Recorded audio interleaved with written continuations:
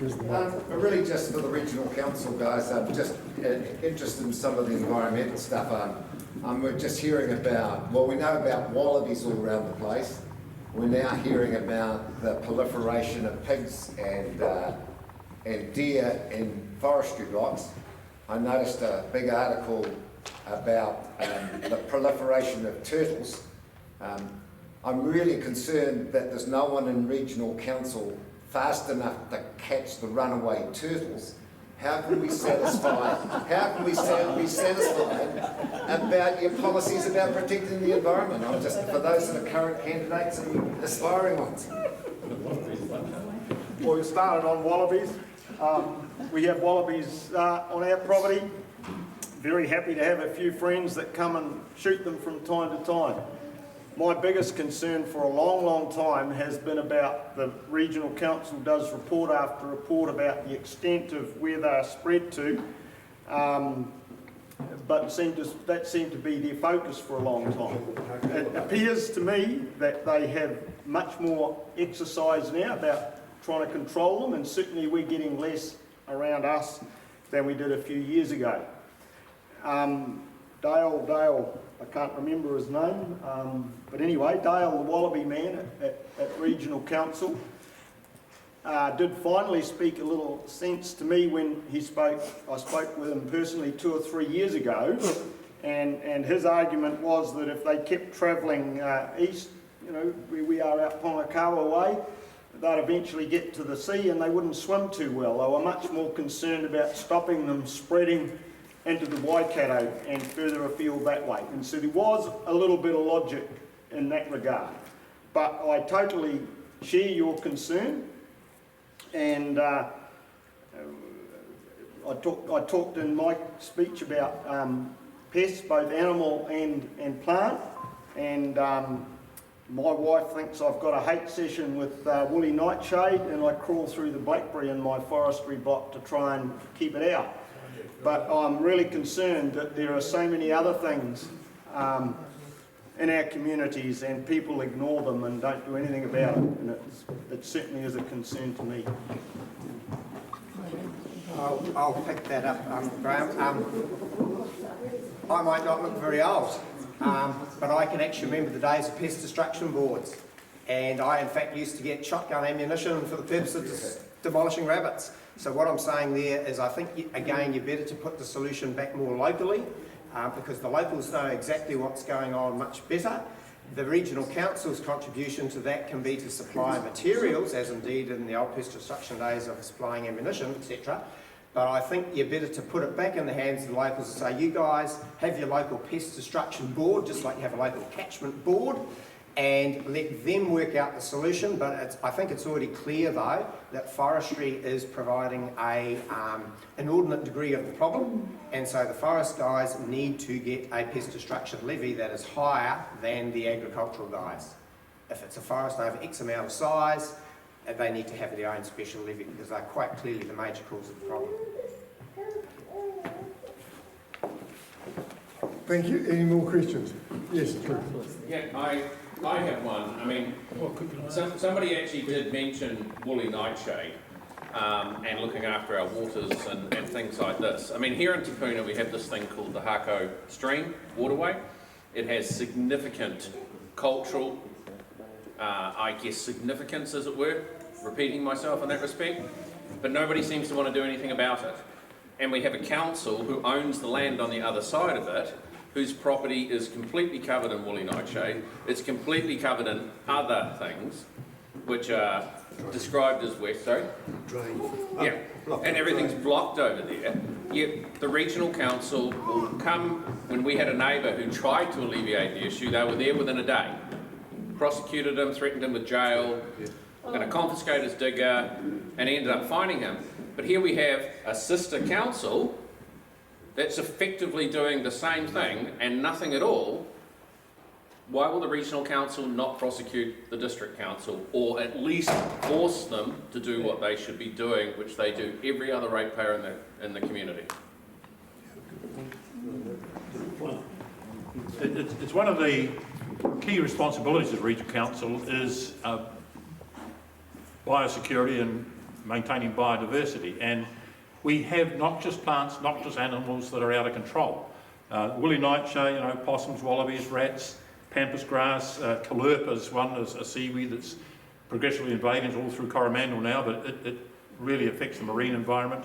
And the risk of golden clams. The whole of the Waikato system's now got these golden clams, which are causing a massive problem. It's just a matter of time before they'll be into the Rotorua lakes and they cause real problems. Is the Regional Council doing enough? No, it's not. Simple as that. It's a prime responsibility, and I'd like to see a lot more effort into that prime responsibility and drop some of the other programs that, in my mind, are highly questionable. It's getting back to the basics, if you like, which is one of the directions from government.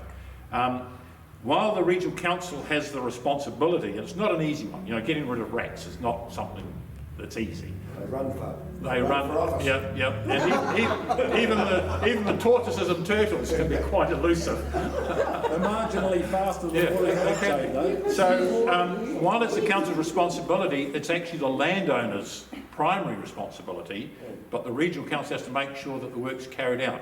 But it's not just individual landowners.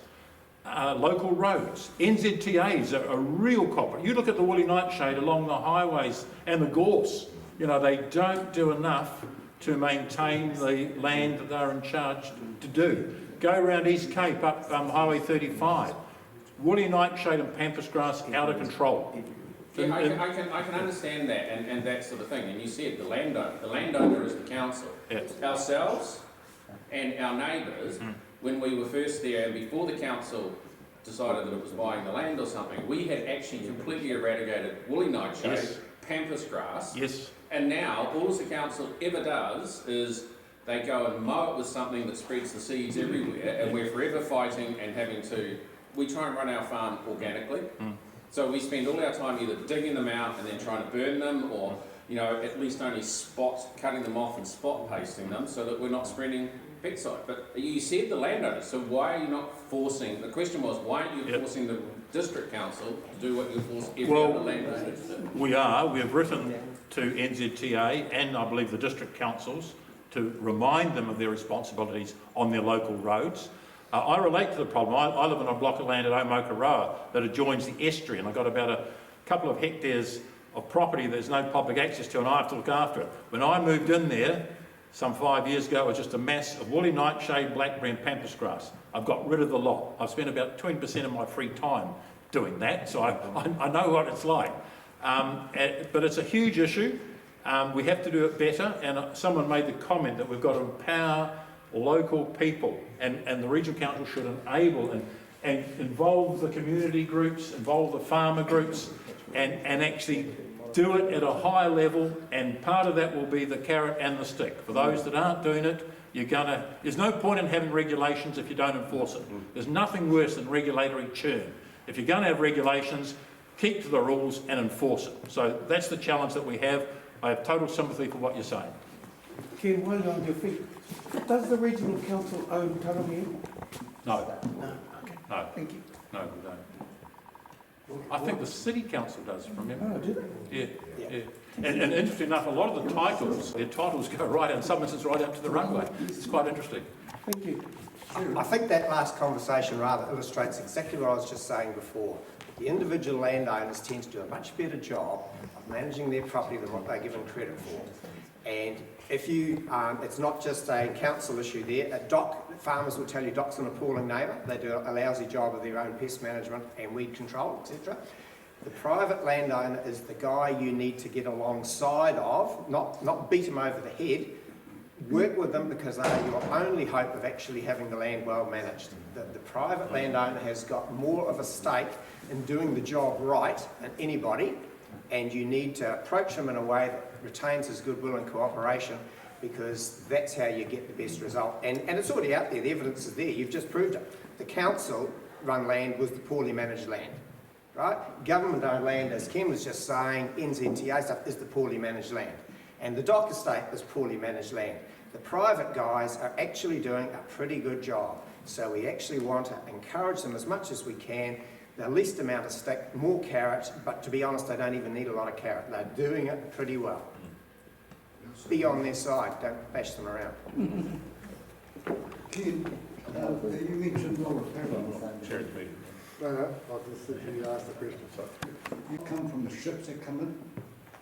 Yes, that's one of the real dangers is bilge water and sometimes just animals that adhere to the keels of ships. It's always a problem. So, New Zealand was a remote, isolated, almost unique ecology, but with international trade and movement of goods, just like foot and mouth and other potential diseases, in the marine environment, we don't understand them all, but there's an awful lot of organisms that don't belong here that are getting here, often in bilge water. So it's a constant battle, and I'd have to say we're losing the battle. We will always lose because the more ships who come in here, and the bigger they get, Absolutely. the bigger the problem's going to be. And that's you can't do anything about it. that's the problem of being historically a pretty pristine environment. New Zealand had no mammals until the introduction of rats and others and all the. Also cows and sheep, of course, too, but naturally New Zealand had no mammals. That's why our forest is so vulnerable. And with all the ships coming in with containers on, I believe that a lot of those containers are one way. Is that right? No, you can't really say the one way. Containers get moved around the world. We're not accumulating containers here. We are exporting our goods in containers. It's just a question of the balance. Why is there more containers at the Mount? Like there's hundreds and thousands of them at the Mount. Yeah. They don't seem to move out. Oh, they do. Yeah, they get rotated. The empties are stacked up to 7 high. You can stack empty up to 7 high. You can't stack full containers that high. No.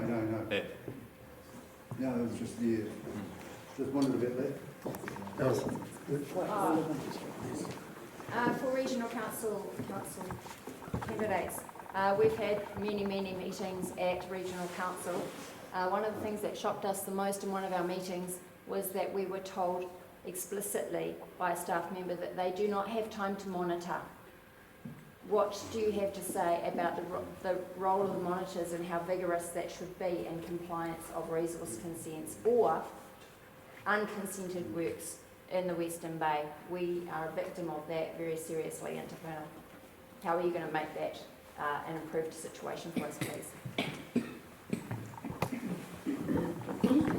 So to me, monitoring is indeed one of those core functions that the council's meant to be doing. So if it gives more focus to those core functions and a bit less of the peripheral stuff, they'll probably have time to attend to what you're talking about, because that is the sort of thing they should be doing. They're the only body that is really capable of doing that role. That's not something we can turn over to somebody else. So this is exactly it. We've got to get the focus back on those basic roles. And if it's not being done well now, well, that just sort of, gives you an indication of how things have sort of got astray. I was talking to a neighbour just down the road who I just said, open question, how's your involvement with councils and what do you think?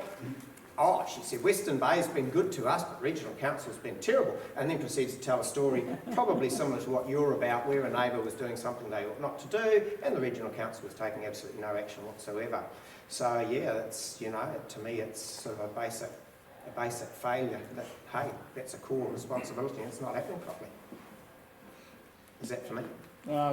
Just generally, I'd like to know what's happening with regards to what the government's saying about councils. They're saying that we've got too many councils in the area and they want to amalgamate councils, regional councils, and I don't know whether that's a good thing or a bad thing. Well, the Auckland Super City's not a raving success, is it? No, I don't think it's delivered any of the benefits that it was sold on. Like you said, there's too many people feeding off that cow, it's... If we devolve the responsibility back to the landowners and the individuals more, then there's less for councils to do, isn't there? So then we don't need so many councils and we don't need so many heads in the first place. To me, that's the priority. I doubt the amalgamation thing's a solution. It might save a few overhead costs, but all those arguments would have been trotted out for Auckland Super City and they ain't worked there, so I'm not hopeful. Like the council, the same for water schemes. The city council just spent $120 million or something on their new building, and they've just agreed to do stage 2 on Cameron Road unanimously, and and next thing they'll want to amalgamate with the Western Bay Council and dump all their debt on us. Can we So, just stop there, we're mixing two councils, can we go back to Alison's question and let these two other Yeah, I'd like to make some comments. Firstly, starting, I guess, with a district council hat on, because I've come from that background. One of the challenges Western Bay has had is that resource consents are put in place and with conditions, but there's no funding attached to that to monitor those consents. And so there hasn't really been a significant dedicated budget for that work. And far be it to me if I'm leaving the ship to set the rules, but I think there needs to be some more focus in that area going forward. And certainly I have considerable sympathy for you. You know, we've had to suffer the impacts of people doing work on our boundaries, and regional council staff, I felt, were less than helpful in trying to address those issues. So I can't make any promises about how I'm going to, but I'd certainly personally like to see a lot more emphasis in that area. I was disturbed to hear, Alison, that a staff member made the claim that they don't have enough resource to do monitoring. We spend a fortune on compliance and monitoring. What I'm hearing is that it's not very effective. And that goes back to my earlier point. If you're going to have regulations, it's pointless having regulations unless you're going to have monitoring and compliance. And the other thing is we have too much regulation, actually. You need less regulation. But as a point of principle, you should regulate for bad, to stop bad things happening. You shouldn't try and regulate for good. All too often we spend a fortune trying to sort of socially engineer and regulate for good. And that's just churn. So what you do, you set conditions on resource consents and you adhere to them. I can understand the original consent that the Environment Court gave, actually not the council, for the terminal, had a very specific function. But there's a whole lot of other functions that have just sprung up which presumably aren't permitted. You know, those sorts of things just should not happen because you're making a rod for your back. Once you allow that, if you nip it in the bud right up front, keep conditions clear, make them enforceable, monitor them, and don't let this creep and the spread, because then it just goes into a morass of vague churn. And it costs a fortune, people run around chasing their tail, and you get nowhere. So much sharper, much better compliance, and much clearer on what the conditions are. Can I just recap on that? So my challenge to the regional council candidates is to create that culture of compliance and to have a culture of prosecution when people step outside of that immediately. We can cite cases on Te Puna Station Road where District Council has spent hundreds of thousands of dollars of ratepayers' money enforcing an abatement note, a very delayed, laborious enforcement notice. Eventually in court that should never have happened, and that was ratepayers' money. So that's my challenge, a culture of compliance across the whole of Western Bay. It has to be the norm. Thank you.